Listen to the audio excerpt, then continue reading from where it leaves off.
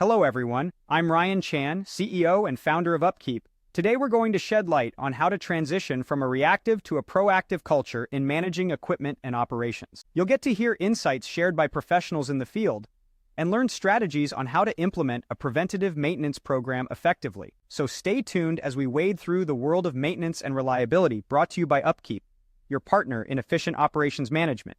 Recently, I sparked a lively discussion on LinkedIn about one of the biggest challenges in implementing a preventative maintenance program: changing the organizational culture. Professionals from various industries weighed in with their experiences and strategies. Diane VERUM, a director of operations and maintenance, highlighted the power of money as a motivator. She pointed out that showing the financial costs of repairs that could have been prevented can serve as a wake-up call to the organization. Peter Chalakis, a vice president, believes that focusing on risk and downtime rather than just cost can be more effective in driving the point home. Jim Mitchell, another VP, agrees that financial factors are crucial and adds that measurable contributions are highly valued by team members. Robert Trippett, a project engineer, stresses the importance of mandates from the executive leadership team. Without top-down directives, he notes, departments may lack unified direction, leading to inefficiencies. He suggests that regular audits by the leadership team can add accountability and help align departmental efforts. Vic Bangia introduces the VERUM process, which stands for validate assumptions, eliminate obstacles,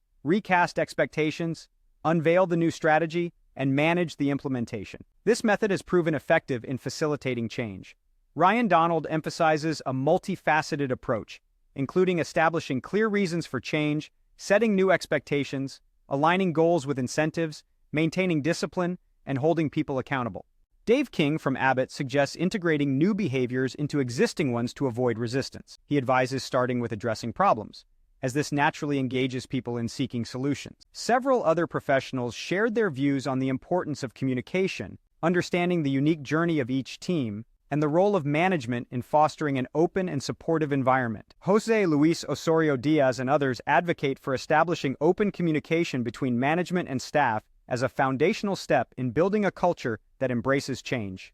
George Parada from Constellation Brands advises on understanding the current state of each team and taking incremental steps toward improvement, emphasizing the importance of buying into the vision and direction. Gerald Mead and James Nix highlight the significance of scheduled services and taking pride in one's work, while Keith Shepard points out that real authority is necessary for managers to drive change effectively. Justin Thomas talks about spending time with maintenance personnel, understanding their daily challenges, providing specific training, and fostering a sense of ownership and pride in their work. Chris Kieran wraps up the discussion with a powerful note on empowering mechanics through ownership of equipment or processes and focusing on the value of uptime.